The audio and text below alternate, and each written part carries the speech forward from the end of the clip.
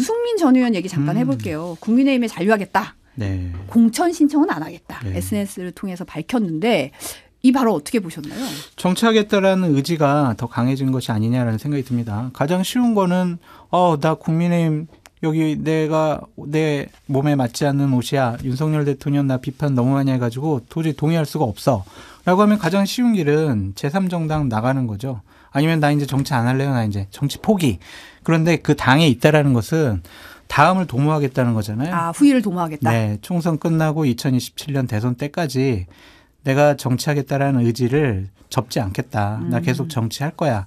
라는 강한 의지의 표현이고 유승민 전 대표를 계속 따라왔던 것이 배신자 프레임이잖아요. 이번에 다시 한번 또 국민의힘 나가가지고 제3신당 갔어요. 그런데 여권이 분열돼가지고 총선에서 민주당이 이겼어요. 그럼 당신이 또 나가가지고 민주당 좋은 일만 시켜줬다고 당신 또 윤석열 배신한 거 아니냐. 이 배신자 프레임 계속 더 강화되고 따라다닐 수밖에 없거든요. 그래서 그러한 두 가지 중요한 관점에서 이번 그냥 당에 계시기로 한 것이 아닌가라는 생각이 듭니다. 2027년 대선을 마지막으로 승부를 건 것 같아요. 비슷한 맥락인데, 그러니까 지금 신당이 안 간 거는 그쪽의 타임라인하고 유승민 의원의 전 의원의 타임라인이 맞지 않다. 그러니까 거기는 정치 벤처예요. 정치 스타트업이고 한 20년 볼 수 있는 거예요. 그러니까. 그런데 유승민 의원은 이번 아니면 안 되는 거죠. 2027년 이게 이분이 나이가 57년생이세요. 그러니까 58년 1월이니까 빠른 이제 58년이거든요. 그러면은 나이가 이제 이번이 아니면 이제 더 이상 좀 어렵죠. 그런 거를 감안을 했을 때 말씀하셨다시피 보수 정당 안에서 승부를 걸어보겠다라는 건데 기회가 올까? 참 잘 됐으면 좋겠는데 기회가 올까 그 생각은 많이 듭니다. 세상을 좀 긍정적으로 보십시오. 이게 부정적으로 봐요. 아니, 난 진짜 긍정적이야. 세상이 삐뚤어졌을 뿐이야. 내 마음이 삐뚤어진 게 아니라. 근데 이제 유승민 역할론 대두되면서 아무래도 이제 국민의힘이 총선에서 유승민 전 의원 민주당 안민석 의원 지역구인 경기도 오산에 전략 공천할 거다. 우선 공천이겠죠. 국민의힘 입장에서는 네. 우선 공천할 거다. 이런 보도가 나왔는데 내부에서 유승민 의원 대해서 고민 자체를 안 하고 있다. 이런 보도가 또 나왔어요. 유승민 카드를 어떻게 할까요? 쓸까요? 이게 그냥 박지성, 그냥 백종원 요 정도 수준으로 논의가 된 것 같아요. 박지성, 백종원 수준이요? 그냥 인재영입위원회에서 우리 박지성 영입해가지고 수원에 내보낼까? 백종원 씨 영입해가지고 이번 총선에 어떻게 활용해볼까? 막 그런 아이디어 차원에서 논의가 있었잖아요. 그러니까 이건 인재영입위원회 차이가 아니고 그냥 지도부를 모시고 있는 실무 그룹 단위에서 좀 이러한 생각을 해보고 또한 이런 것들을 그냥 아이디어 차원에서 지도부에 보고도 한번 해보고 그런 것들이 나간 것 같아요. 보도가. 네, 어제 저녁에 특정 언론사에. 근데 전망하기로는 한동훈 비대위원장은 유승민 전 대표를 활용하고 싶어 할 것 같아요. 그래서 중도층을 좀 견인해 올 수 있거나 총선에서 이길 수 있는 카드로서 활용하고 싶어 하는데. 확장성이 있다. 예. 그러니까 예를 들면 유승민 전 대표가 딱 어디 상징적인 곳에 출마를 하고 공동선대위원장 같은 거 딱 하면은 중도층이나 국민의힘에 뭐야 막 이렇게 했던 사람들도 국민의힘 바뀔 건가? 그렇게 관심을 다시 끌어올 수 있는 좋은 카드라고 좀 생각이 드는데 윤석열 대통령께서 한동훈 비대위원장한테 잠깐 저 김경률까지는 내가 지금 봐줬는데 유승민은 이건 안 돼. 이거는 선을 넘는 거야. 한 비대위원장. 이거는 다시 생각해. 나 이거는 양보 못해. 그러니까 이런 것들을 어떻게 설득할 수 있을까. 그럼에도 불구하고 한동훈 비대위원장은 좀 시도는 한번 해보고 판단과 생각과 계획은 할 것 같다는 생각이 듭니다. 유승민 전 대표를 총선에 쓸 경우에 활용할 경우에 용산에서 선 넘었어. 이럴 거라는 예상을 하시는 건가요? 네. 그러니까 한 가지 예를 들면 2016년에 저희 김무성 당대표 시절에 김종인 전 비대위원장을 우리 선대위원장으로 모셔오려고 그랬어요. 그래가지고 이제 제가 저 당시 청와대랑 얘기를 했더니 큰일 날라고 지금 그러냐고. 우리 할매가 김종인 얼마나 싫어하는데 지금 선대위원장 시킬 거냐고. 완전히 우리랑 끝나는 줄 알으라고 막 엄청나게 완강하더라고요. 그래서 이런 반응인데요. 그랬더니 알았다. 좀 다른 사람. 강봉균? 뭐 이렇게 된 거죠, 이제. 그래서 이게 최고 권력자의 뜻과 의지가 상당히 또 중요한 부분이 있어요. 아마 이건 추정인데 윤석열 대통령이 제일 싫어하는 정치인 한 명 꼽으라면 이재명보다 유승민일 수도 있습니다. 제가 보기에는. 그러니까 이게 적보다는 내부에 있는 배신자를 더 싫어, 뭐 배신자가 됐든 뭐가 됐든 경쟁자를 더 싫어하는 심리가 있거든요. 특히 예전에 대선 후보 경선 때 그때 천공 관련해서 맹공을 부었어요. 첫번부터 유승민 의원이. 은율이 맞아요. 천공 맹공. 맹공. 그거를 굉장히 불쾌했다. 손바닥 왕자 뭐 이런 것도 막 굉장히 막 공격 많이 했거든요. 그거에 대해서 굉장히 불쾌했다라는 거예요. 지금 그 앙금이 사라지지 않았고 남아있고 경기도지사 그래서 나왔을 때 김은혜 자객 뭐 이렇게 추천해가지고 지금 바로 죽여버렸잖아요. 그러니까 그게 이제 끝까지 남아있다는. 그래서 실현 가능성 높진 않은 건데 뭐가 됐든 어찌됐든 유승민 정도의 중량감 있는 정치인이 당에 남아있는데 이거를 모실 수는 있는데 이거를 옆에서 그 오산에 한번 보내볼까 막 이렇게 옆에서 막 촉새처럼 떠들어가지고 기사화를 하는 게 당에 무슨 도움이 될 것이며 이게 선거에 무슨 도움이 될 것이냐 하려면은 조용히 있다가 한 방에 딱 하든지 아니면 그냥 입 다물고 있어라. 이게 오산 나가는 게 뭐 좋겠다라고 하면은 유승민 의원이 그럼 제가 한번 오산에 나가보겠습니다. 이렇게 할까요 지금? 이런 식으로 언론 플레이 하면은. 안민석 의원께서 오늘 저한테 문자가 왔어요. 안민석 의원이. 페이스북 링크를 보내주셨습니다. 환영 오산 자객 유승민 이거 페이스북에 썼거든요. 그러면서 이 유승민과의 빅매치를 우리 준일 후배가 좀 성사시켜줘봐. 안민석 의원은 굉장히 환영하고 있습니다. 지금. 근데 안민석 의원이 어제는 친한 뭐 기자들한테 진짜 저기 유승민 온대? 진짜야? 좀 알아봐줘. 막 이렇게 걱정스러운 얘기도 했다라고 하고 왜 오산이냐라는 걸 좀 알아봤더니 2017년도 바른정당 대선 후보로 출마했었잖아요. 유승민 의원이. 네. 그때 오산에서 상대적으로 좀 높게 득표율이 나왔대요. 그래가지고 오산이 적당할 것 같다. 그리고 안민석도 우리가 없애버려야 되는 거 아니야? 그래가지고 아이디어 차원에서 얘기한 거라고 하더라고요. 근데 가능성은 없어요. 장해찬 최고위원이 오늘 아침 라디오에서 유승민 의원의 태도를 얘기하더라고요. 그러면서 내가 기다리고 있으니 어디 한번 삼고초려해봐. 이런 태도로는 안 된다. 이런 자세 안 된다. 이런 발언을 했던데 어떻게 보세요? 장해찬 최고는 자기 태도부터 좀 되돌아봤으면 좋겠다라는 생각이 들고 그러니까 본인 선거운동 열심히 해서 본인 뺏지다는 데 더 열중하는 게 좋지 않겠느냐라는 생각이 듭니다. 그러니까 저는 뭐 장해찬 최고와 친분도 있고 사실 정치적 의견이 좀 다를 때가 많지만은 되게 존중하고 좋아해요. 근데 진짜 싸가지 없다 이 얘기는.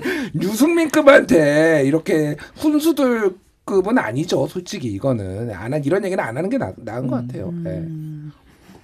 좀 그랬다. 많이 그렇죠. 많이 그렇죠. 좀 거시기해요. 내가 기다리고 있으니 어디 한번 상부초려를 해봐라고 유승민 의원이 말을 한 것도 아니고 그냥 가만히 있는데 그런 식으로 본인이 해석을 해가지고 유승민 의원한테 이거를 씌우고 그러면 이거를 뭐 하지 말라는 의견 같은데 아무것도 하지 말라는 것 같은데 이거는 좀 좋은 태도는 아닌 것 같아요. 장해찬 최고가 상당히 논리적이고 스피커로서 상당히 영향력이 있는 사람이잖아요. 그래서 당내에 있는 분들에 대한 공격은 하지 마시고 어쨌든 뭐 민주당이라든지 이재명 당대표라든지 이런 분을 향해서 본인의 역량을 더 크게 발휘하시는 것이 좋지 않을까라는 생각이 듭니다. 추미애 전 장관한테 본인의 영도로 좀 출마했으면 좋겠다 이런 얘기 하더라고요. 그러니까. 수영? 킹메이커라고. 킹메이커. 수영으로 오시라. 뭐 이런 얘기하더라고요. 근데 이제 원조 친명으로 불리던 유승희 전 더불어민주당 의원이 오늘 탈당을 했어요. 그러면서 이제 도덕성 시비에 걸려 방탄에 집중하다 보니 윤석열 정부의 독주와 국정 실패를 제대로 견제하지 못하고 민생은 실종되고 있다. 이러면서 이제 저보다 앞서 용기 있게 기득권, 거대 양당 독점 구조를 허물고 제3지대에서 진짜 민주당을 만드는 데 앞장서 나서신 분들의 노력에 동참하고자 한다. 이제 이낙연 전 대표가 이끄는 새로운 미래의 합류 의사를 내비친 거라고 하는데 어떤 신호로 보세요? 공천 못 받았으니 다른 활로를 모색하겠다 이런 신호로 봤죠. 예. 그러니까 본인도 얘기했어요. 공천 문제 컷오프 되니까 이렇게 말하는 게 좀 뭐 정확한 표현은 아닌데 좀 명구스럽긴 한데 어쨌든 빨리 말했어야 됐다 아쉽다 뭐 이런 얘기를 했는데 빨리 말을 못 하는 거죠. 그러니까 사실 그런데 모르겠습니다. 이게 컷오프의 정당성에 대해서는 제가 좀 정보가 부족해서 이게 판단하기는 어려울 것 같아요. 뭐 당도 이유가 있을 테고 본인은 이거 받아들이기 어려운 이유가 있을 텐데 상징적이라면 어쨌든 이재명 대표의 뭐 최측근이라고 볼 수는 없으나 초기부터 2017년부터 이재명 대표를 도왔던 사람 중에 한 명이거든요. 뭐 유승민 의원하고 뭐 다른 7인회하고 합쳐가지고 좀 측근으로 분류가 됐었는데 측근도 좀 떠나가는구나 이런 프레임들은 좀 이제 어떤 통합을 잘 이재명 대표가 못하고 있구나 이런 비판과 프레임들은 좀 더 강화되는 측면으로 가지 않을까 그렇게 보여집니다. 네. 동의하고요. 유승희 전 의원 말고도 좀 이름이 있고 국민들이 듣기에 와 저런 분들까지 탈당을 했네 라는 분들이 나와야 그래도 어느 정도 좀 파급력도 있고 새로운 미래죠? 새로운 미래에 상당히 좀 영향력이 커질 것 같은데 뭐 이런 분들 앞으로 계속 나올 거예요. 공천 탈락했는데 나는 정치하고 싶어. 출마하고 싶어. 그럼 어떻게 하겠어요. 무소속 출마하는 것보다는 이런 새로운 미래에 합류하는 것이 훨씬 더 정치적인 영향력을 유지하는 데 더 도움이 됐다고 생각을 하겠죠. 그래서 이런 분들 계속 나오지 않을까. 현역 의원들도 공천 탈락하면 뭐 몇 분들은 가시겠죠. 네. 예정된 수순이다. 예정된 수순이다. 네. 큰 의미를 두기는 어렵다. 근데 탈당 기자회견하면서 민주당과 국민의힘을 현란하게 오가며 저주를 퍼붓던 모 의원에 대해서는 당대표가 직접 복당을 요청했다. 자신의 후보 부적격 판정에 대해서 이유를 모르겠다 그래서 비판을 하면서 이제 이현주 의원을 전 의원을 얘기를 했더라고요. 이게 당에서도 좀 반발이 있는 분위기죠. 당에서 반발이 있고 다만 이제 이 유승희 전 의원이죠. 유승희 전 의원이 얘기한 거 본인이 공천을 못 받은 것과 이현주 의원이 복당하는 거가 어떤 동렬선상에서 비교할 수 있는지도 솔직히 잘 모르겠어요. 그러니까 뭐 이를테면 유승희는 공천을 안 주고 이현주는 공천을 주고 이랬다라면은 이게 공천해 가지고 기준을 할 수가 있잖아요. 한 명은 복당이고 한 명은 뭐 이제 컷오프니까 사실 이게 정확하게 비교할 수 있는 대상은 저는 아니라고 보지만 어쨌든 불쾌한 감정인 거죠. 뭐냐면은 당을 위해서 헌신해 왔고 본인이 보기에는 이렇게 했던 사람들은 토사구팽하고 그러니까 갑자기 당이 싫어서 뛰쳐나갔다가 국민의힘까지 갔던 사람을 다시 이렇게 부르는 게 맞느냐라는 거고 또 하나는 이제 과거에 이제 친문 패권주의를 비판하면서 나갔는데 그거에 대해서 그런 어떤 입장이고 당 지도부는 어떤 입장이냐 뭐 이런 얘기를 한 것 같아요. 그래서 최고위원들도 이재명 대표한테 이거 좀 뭐 재고해봐야 되는 거 아니냐라고 최고위원회의에서 최근에 나왔고 이재명 대표도 아니 내가 진짜 뭐 그렇게 하려고 한 건 아니야. 그냥 한번 던져본 거야. 약간 이런 취지로 얘기를 했다라는 거예요. 그러니까 너무너무 이현주가 좋고 너무너무 필요해가지고 이렇게 한 건 아니야. 뭐 이렇게 얘기를 해서 그리고 홍익표 원내대표는 최근에 또 불출마 선언하면 받아줄게. 뭐 이런 식의 또 언론 인터뷰도 나왔잖아요. 논란이 생기니까. 그래서 어떻게 될지 잘 모르겠습니다. 그러니까 이걸 입당이 가능은 할지 입당하면 공천을 받을 수 있을지조차 굉장히 좀 오리무중 아니냐. 뭐 이런 거 봐야 될 것 같아요. 입당이 가능할지도 봐야 될 것 같고 입당을 하고 싶어 하는지도 좀 봐야 될 것 같다라는 좀 생각이 들고요. 정성호 의원이 해명을 했죠. 본인이 이제 이현주 의원에게 얘기를 해서 복당을 요청하기도 했고 이재명 당대표에게 얘기를 해서 뭐 전화 한 통화 하시라라고 했다고 하는데 어쨌든 상황이 참 묘하게 돌아가고 복당을 반대하는 분들이 공개적으로 집단적으로 좀 얘기하는 분들이 많아서 복당이 좀 쉬워 보이지도 않고 이현주 의원도 상당히 지금 고심하고 난감해하는 것 같습니다.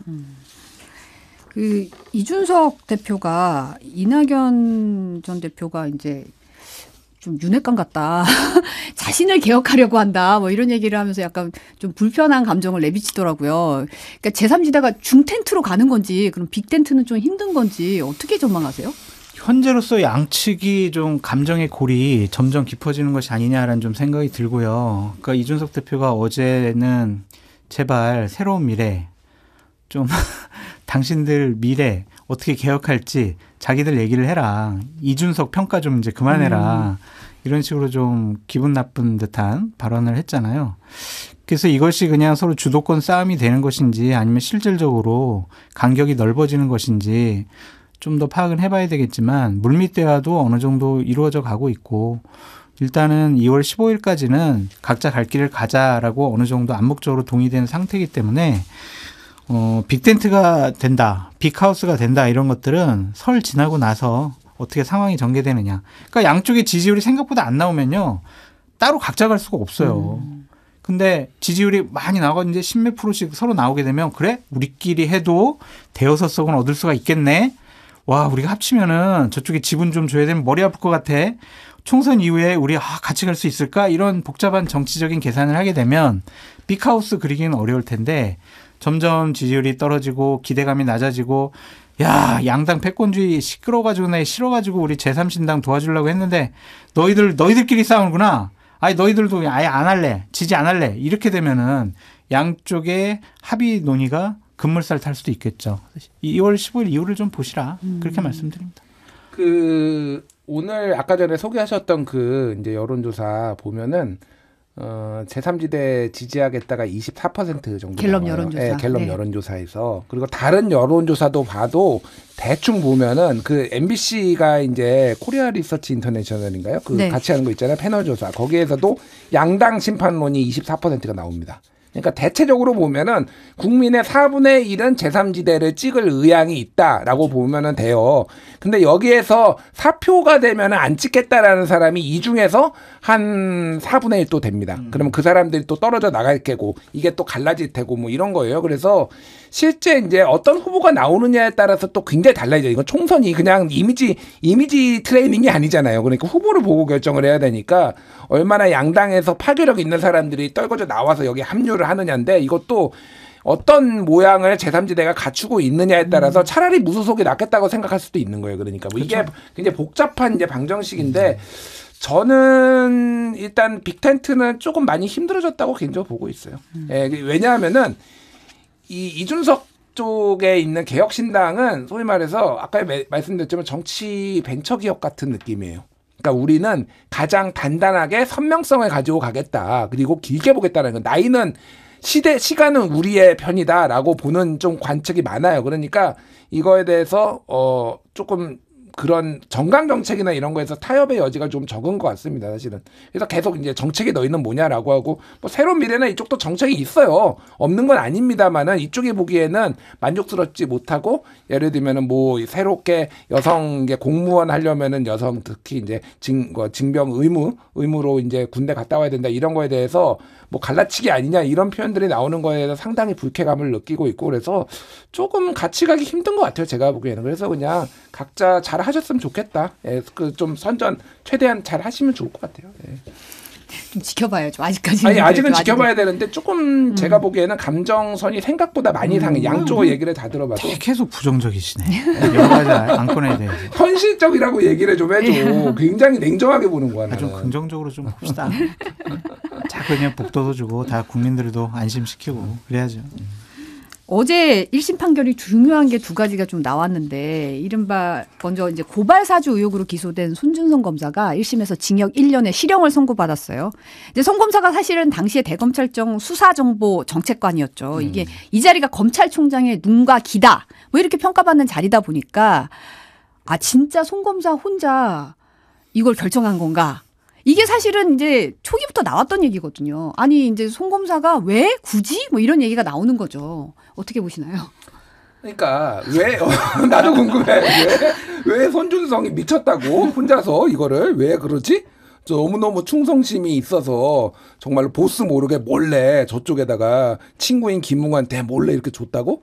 그러니까 저는 그러니까 그냥 이 판결문 요지를 읽어봐도 그러고 이거는 윗선에서 뭐 지시했을 가능성이 상당히 높다라고 보고 있고요.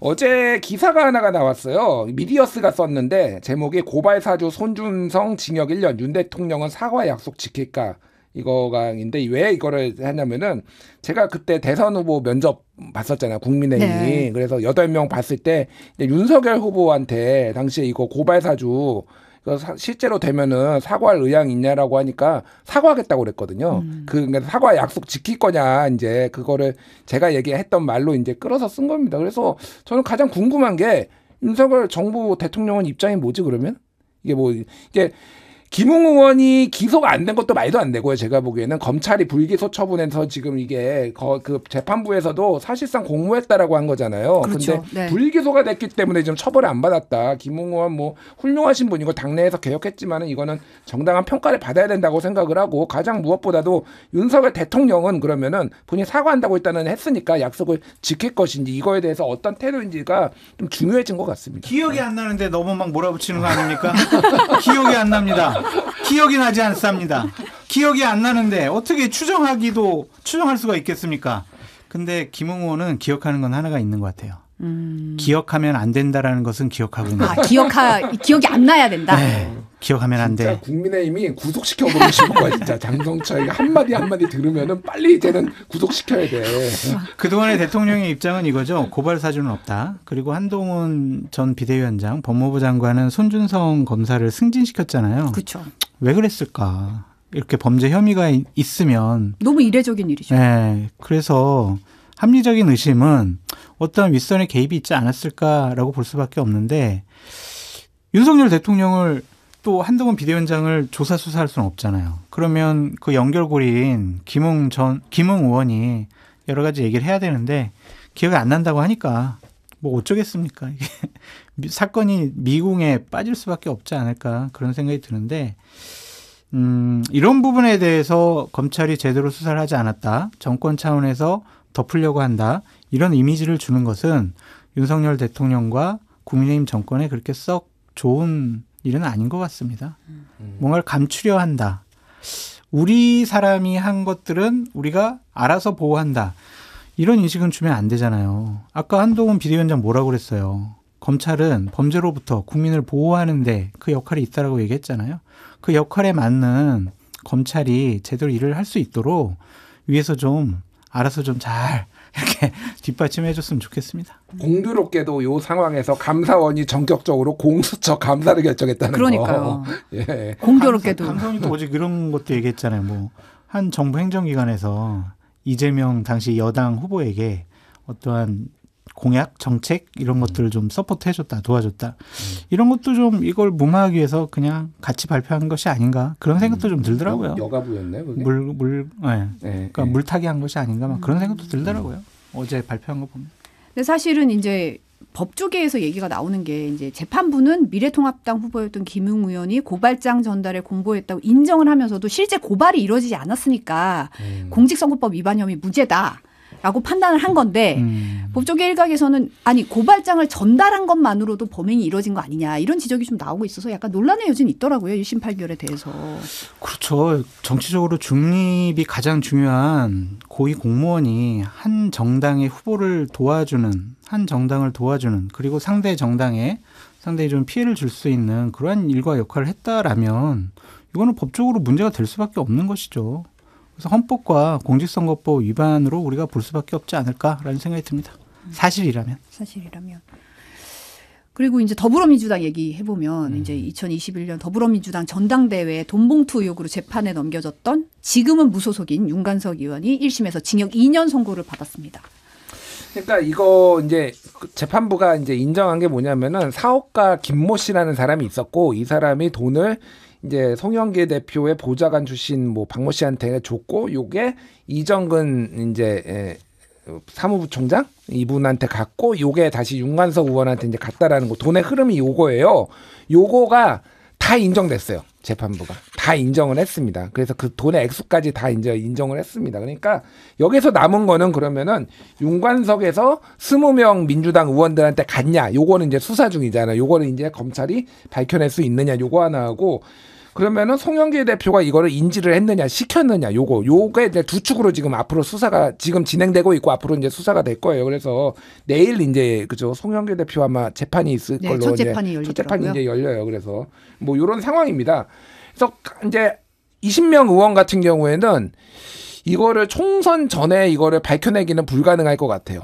그러니까. 근데 이제 어쨌든 이름이 나온 그 녹취록에서 이름이 나온 의원들은 이미 검찰 조사를 받았고 명단은 돌고 있고 한 명씩 소환 조사를 했을 때 좀 타격을 검찰이 그렇게 해서 약간 선거 개입이라는 논란을 불러일으키면서까지 이렇게 지금 총선 전에 이게 수사를 할 것이냐. 그거는 아직은 미지수인데 더 약간 이제 될 거는 만약에 하나 이분들 중에 상당수가 당선이 돼요. 이를테면 20명 의원 중에. 그런데 검찰이 기소를 해가지고 이들 중에서 유죄로 나왔을 경우에는 이게 문제가 될 수도 있겠다. 그러니까 다시 뭐 재선거를 치러야 되거나 막 이런 일이 발생할 수도 있을 가능성을 배제할 수가 없고 송영길 대표 같은 경우에는 조금 많이 궁지에 몰린 것 같습니다. 이게 그러니까 똑같은 논리죠. 그러니까 어떻게 검찰총장이 모를 수가 있어? 손종성이 알아서 한 거야? 이거랑 똑같은 걸로 그러면은 보좌관이 이거를 알아서 했다고? 뭐 이정근 사무총장이 알아서 했다고? 그러니까 이게 상식적이지가 않잖아요. 그러니까 뭐 법리적으로 어떻게 이게 확인될지는 모르겠으나 송영길 대표는 많이 좀 궁지에 몰린 거 아닌가 그렇게 보여요. 사람들 계속 저렇게 의심하고 못 믿고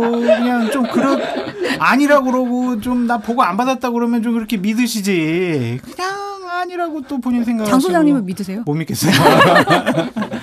그러니까 거액의 돈이 마련됐고 또 의원들이 개입돼 있고 의원들에게 살포했는데 후보자가 몰랐다라고 하기에는 너무 좀 무리한 것 같습니다. 그러니까 제 정치 경험 20년을 봐도 이러한 일들은 다 후보자에게 보고하고 처리를 하지 독단적으로 그냥 알아서 하지는 않거든요. 그래서 이 부분과 관련해서 저는 뭐 1심 선고 받았고 송영길 전 대표는 아직 1심도 선고를 못 받았지만 법률적인 책임은 나중에 지더라도 정치적인 책임을 지시는 것이 맞다. 정치적 도의적인 책임을 지는 것이 정치인이 해야 될 일이다라고 말씀을 드려서 송영길 대표가 구속 상태이지만 나는 당을 만들 거예요 라고 하면서 본인의 억울함을 항변하는 것도 국민들 보기에 썩 좋은 모습은 아닌 것 같다. 정치적인 책임지시고 일단은 좀 사과하시고 그런 게 좋지 않을까 싶습니다. 네. 마지막으로 요거 하나만 좀 말씀을 좀 물어보고 싶은 게 어제 윤석열 대통령이 북한의 도발 가능성과 관련해서 올해 적경지 도발, 무인기 침투, 가짜뉴스, 사이버 공격, 후방 교란 이러한 선거 개입을 위한 여러 도발이 예상된다라고 했는데 이 발언 어떻게 보시나요? 뭐 대통령으로서는 여러 가지 우려되는 사항들에 대해서 밝힌 것으로 보여지는데 이러한 여러 가지 일들이 벌어질 수도 있지만 우리 정부가 철두철미하게 잘 대비하고 여러 가지 대응을 잘 하겠다. 그렇게 그냥 말씀을 마무리해 주셨으면 좋지 않았을까라는 아쉬움이 있네요. 뭐 이런 거 막으라고 정부가 있는 거예요. 그러니까 정부는 정부의 할 일을 하면 됩니다. 예, 정부가 전망과 평가하는 곳은 아니잖아요. 그렇죠. 실질적으로 실행을 해서 일을 만들어내야 되는 거잖아요. 그래서 하여튼 좀 아쉬운 부분이 있네요. 그러니까 뭐 이거를 경고하는 것까지는 저 그럴 수 있다라고 하는데 이제 이거에 대한 불안감들이 생길 거 아니에요. 그러면 정부가 어떻게 이거에 대비하고 있다까지 같이 나와줘야죠. 그러니까 그게 이제 국민을 안심시키는 건데 조금 오히려 이런 발언을 그냥 뚝 던짐으로 인해서 조금 더 불안감을 느끼는 분도 있지 않을까. 너무 불안해요, 나 지금. 후반 불안한다고 그래서. 하나도 안 불안해 보여. 너무 불안해. 좀 대책을 조금 마련했으면 좋겠습니다. 대책에 대해서도 좀 나와야 된다. 네, 그럼요. 그게 바로 국정 운영에 무한한 책임을 갖고 있는 대통령이 할 일이죠. 오늘 여기까지 듣겠습니다. 장선철 소장님, 김준일 에디터 함께했습니다. 감사합니다. 감사합니다.